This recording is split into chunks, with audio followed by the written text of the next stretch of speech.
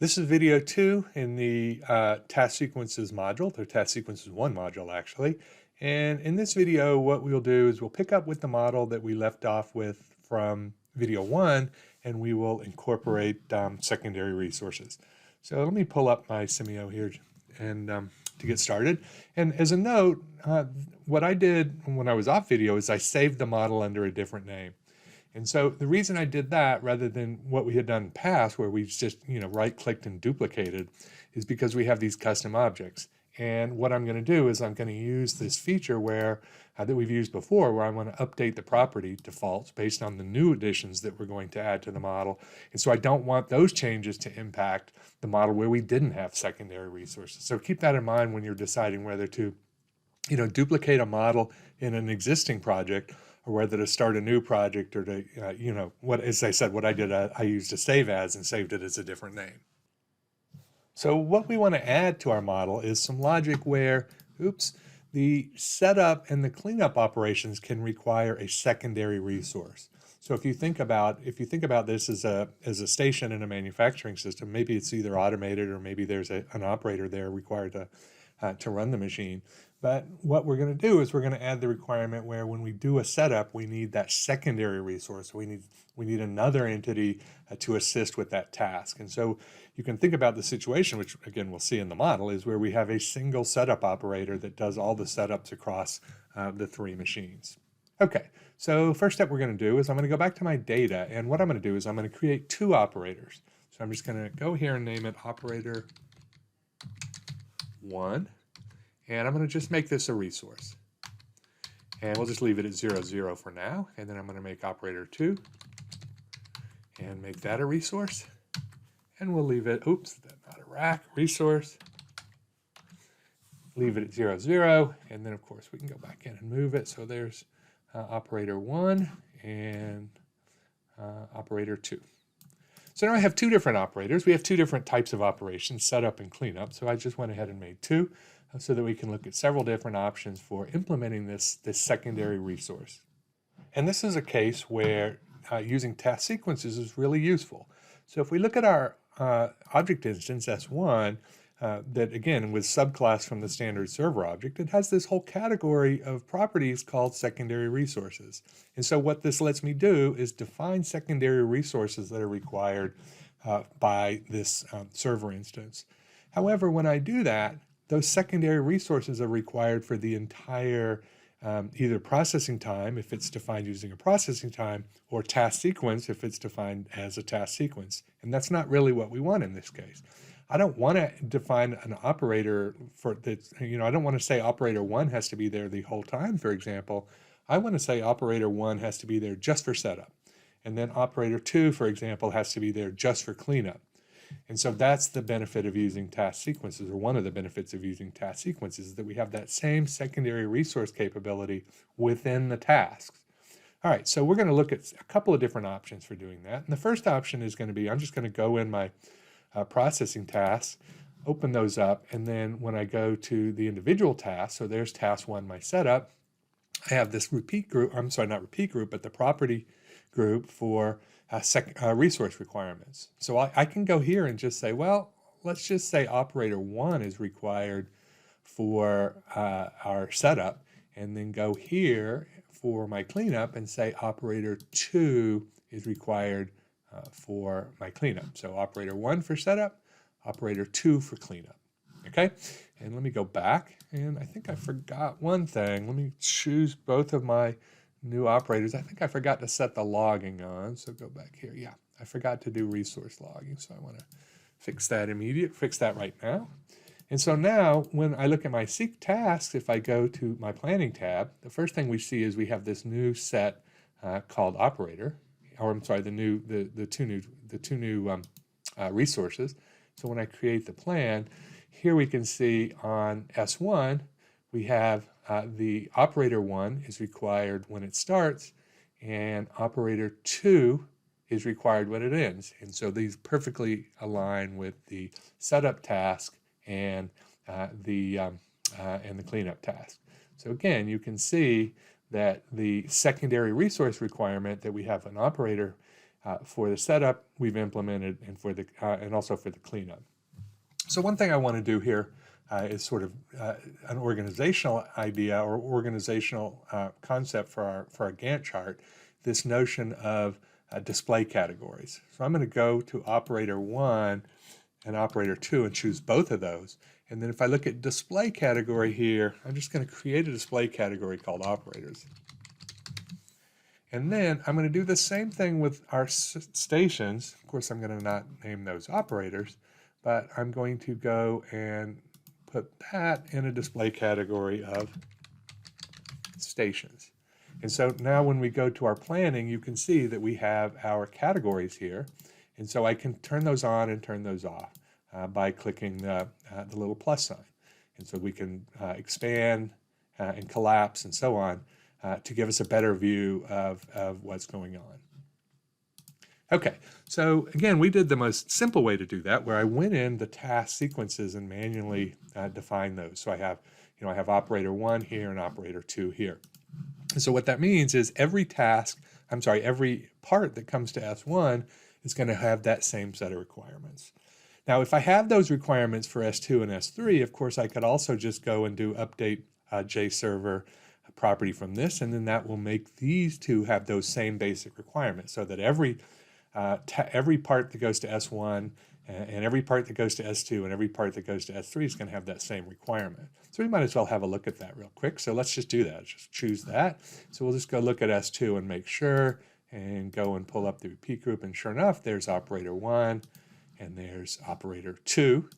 And so now if I go to my planning tab and shrink that a little bit, and then create the plan, now we can see our operators are a lot busier. And then if we go station 1, station 2, station 3, you can see that we have the operators required for the setups, operator 1 required for the setups, and operator 2 required for the cleanups across the entire set of operations. So note that we don't have to have all of the stations work in the same way. So I defined S1 and said that the setup required operator 1 and the cleanup required operator 2, and then we just made that the default. But I could also go in and change each individual instance. So let's go do that for S2. So let's just open up S2, and then let's say that it requires operator 1 for both the setup and the cleanup. Right? So it doesn't require operator 2. And then for S3, we'll do the reverse. We'll go in and say, I want to change the setup where it requires operator 2, and we'll leave the cleanup. And so now we have S1 uses operator 1 for the setup, operator 2 for the cleanup. S2 uses operator 1 for both, and S3 uses operator 2 for both. So when we rerun our plan, let's see here, zoom that out just a little bit. We can see that general behavior. So if you look at here for order 1, here's the setup for operator 1 on S1. Here's the cleanup, operator 1 on S2. Then when I look at order 2, here is the setup for operator 1, setup for operator 2. So we're seeing that behavior on S1. If we go to S2, we can now see that, let's see here, what is the task here? Let me go back and look at one of these tasks. Let's go back to our data, go back to our orders. So let's find an order that goes to on S2, looks like part A. Part A goes S1, S2. So let's look at order 1, go back to our planning tab, order 1 on S2, here it is right here. And we can see the setup, it's being constrained because operator 1 is not available. Then we have operator 1 starts the setup right here, because so we had that delay period. And then here's the cleanup right here.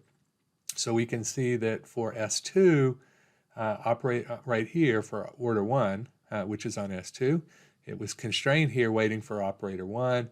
Then operator 1 for the setup task, operator 1 for the cleanup task. So you can see on S1 we had operator 1 for setup, operator 2 for cleanup. On S2 we have operator 1 for both. And then if we look on S3, should be task 1 right here also. Here's order 1. we can see that I guess it doesn't have a setup task, so I didn't define a setup task, but there's our cleanup task, and it's done by operator 2. So you can see that we can manipulate these however we want by using these, by directly defining the resource requirements in the task sequences. But what this implements is that all of the parts that go to a particular station are going to use those same requirements. So the question is, what happens if we want that to be part specific? So for specific parts that come to S1, I want it to use operator 1, whereas for other parts, I want it to use operator 2. We can't do that by manipulating directly this or by specifying the operators here in the task sequence, because the task sequence is going to apply to all of the parts that, or orders that go there. So what we need to do is go back in and define the operator requirements with respect to the sequence table that we already have. So I'm at the sequence table, and I'm going to define 2 new object reference properties. I'm going to call the first one setup operator. And I'm going to set its required value to false, because we're not going to require that we have a setup operator. And then I'm going to do the same thing for the cleanup operator. So object, we'll call this cleanup operator. And we will set that to false also. So we set that to false. And now I can go in and set these however I want. So let's just set them like we had it before. So we have our setup operator.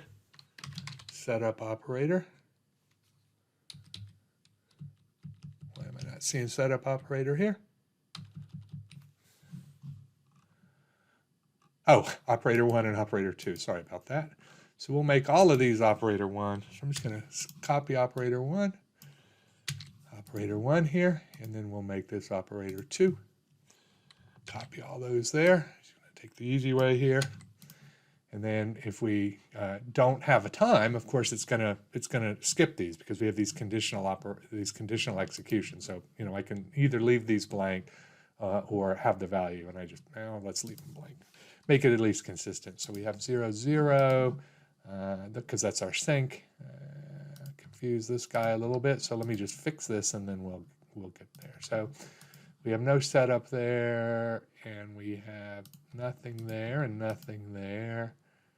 Then we have nothing there, and nothing there, nothing there, and nothing there. So sorry about that. I mangled that pretty well.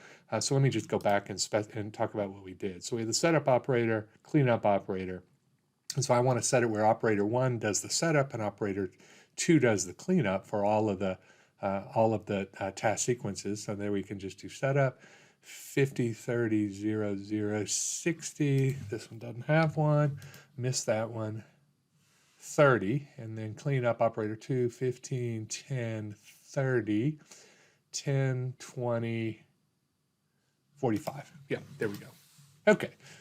So then I can go back in my facility view, pop up the task sequence. There we go. And instead of saying operator 1, I'm going to say sequence setup operator. And then go to my cleanup task and say sequence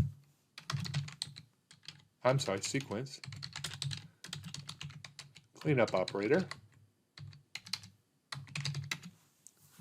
There we go. And then I will just update object from this. Go and make sure it worked like I thought. So go over to S3. There we go. There's, why didn't that one change? Go back and have a look at S2. That's odd. Let's try that again. Go and update server from this. It has that. It has that. And then go choose this. Well, let's go in and set it manually.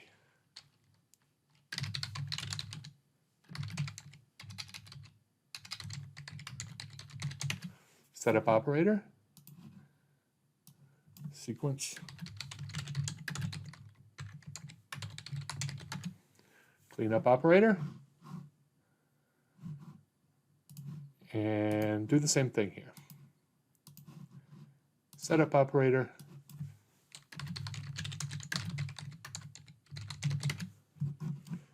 and setup sequence cleanup operator.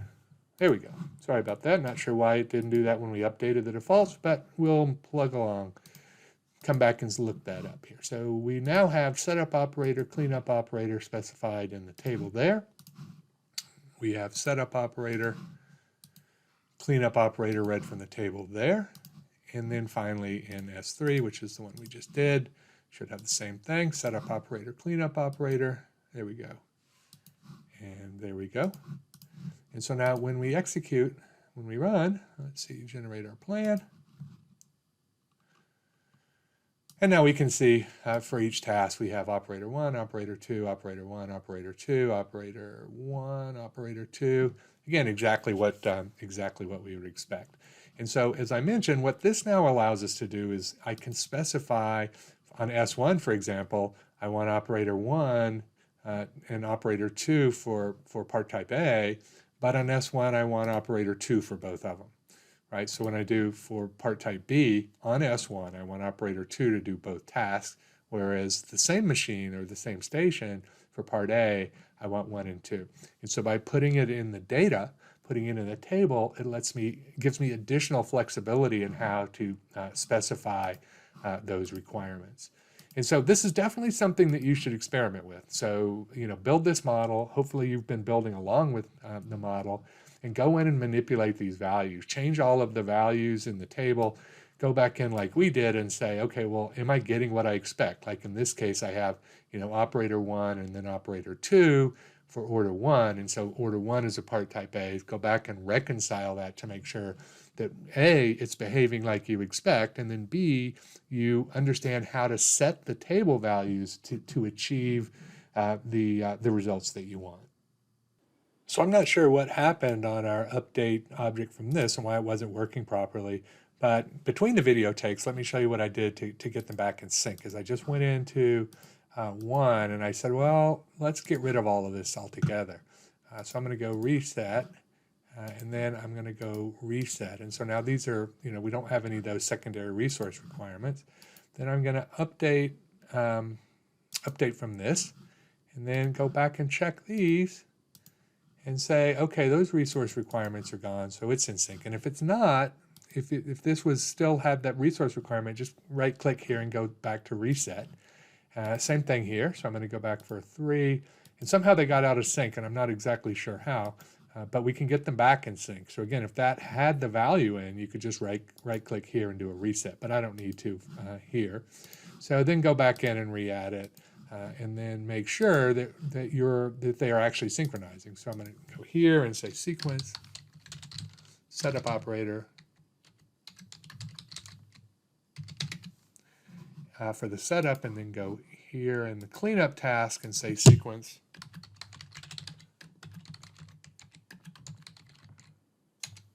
cleanup operator, and then go back and follow that process of saying, okay, let's update the server from this. So now you go back and look, and let's just make sure there are my resource requirements there and my resource requirements there, and then go to S2 and make sure that that one updated accordingly. And so yeah, so that's setup, cleanup, and then for instance 3, same thing. We have setup and we have cleanup. So again, I'm sorry about that. Somehow they got out of sync, but now they're back synchronized. The last thing I want to do in this video is just look at one more option here. So what we can do now is in the data we can specify for each task, setup or cleanup, which specific operator that we want. But suppose, for example, in S2 that I want to be able to use either one. So for the setup and the cleanup, I don't want to specify operator 1 or 2. I want to say, hey, give me whoever's available. Whichever one is available first, that's the one I want. Okay, and so what I need to be able to do that is I need to be able to use the select from list option. So when we go back and look at how we've implemented this so far, is that we have this resource type is specific, but there's always this option, also this option to select from list. So let's take a quick look at how to do that. So the first thing I'm going to do is I'm going to go to my definitions, lists, and I'm going to create an object list called operators. And I'm going to add to my operator list operator 1 and operator 2. So now I have a list called operators. And so if I want to implement that logic where for S2, you can use either. Oops, that's not what I meant to do. Let's open the repeat group, go to setup, and instead of saying specific, let's do select from list. And then the pull down, of course, is going to be operators. And then I'll do the same thing for cleanup. So I'm going to select from list, operators. And now note, in a more complex system, I don't have to use the same list. I can have one list for setup, one list for cleanup. I can have a long list, I can have a short list, and so on. And so what this is going to do is when let's go back to setup and say when the order gets to the server, it's going to select from list of operators. And then we have some options of how to do that. So selection goal, preferred order. Basically what that means is it's going to go in the order that they're defined. And so since we have operator 1 first in our list, I'm going to say if operator 1 is available, get it. Otherwise, look at operator 2. If we had a longer list, it would just go down the list in the specified order. And then we have several other options like random in this case is the only one that really matters because we don't have a distance. We're not using workers or anything, so we don't have distance. We could use some specialized priority, but in general, for this kind of operation, since we're using these as resources and they don't really move, we're either going to want the preferred order or the random. For this case, it doesn't really matter. So let's just set it at random here. And now when we run, if we were to run rerun our plan, for example, we would probably see, and I'm not going to go in and look for a particular case because I didn't do that in advance, and it would just be sort of looking for a needle in a haystack. Find one situation where on server 2 I use operator 1, and another situation I use operator 2, and so on. But that is, in fact, what that logic implements. And so finally, what I'll say is that we could do that. So what I did here is I defined that, I sort of hard-coded it. So I changed the default from our JS server, and we're now not using a table reference. So if we wanted to have that specific, the behavior to be specific to part type, right, like we did when we added the operators, we can do that. So we can also specify in the table that I want to select from list. I'm not going to do that in this video. That's something we'll see a little bit later on. But I did want to point out that it's possible. So again, in this video, what we did is we looked at this notion of secondary resources, and we specified by task sequence. So for each individual task, we could specify what those secondary resources were, and we can either do that by station in this case, or by resource, by coding that, or by specifying it in the repeat group, or we can specify it using a table reference. We can either specify it here as a specific resource or specify it using a table reference. If we use a specific object reference, then everything that comes to the particular station is going to use that same logic, or that same resource, I mean. And if we specify it in the table, then it will read the data from the table, and you can specify however you would like. That's the end of this video. In the next video in this module, we will look at moving the task definitions themselves to data tables.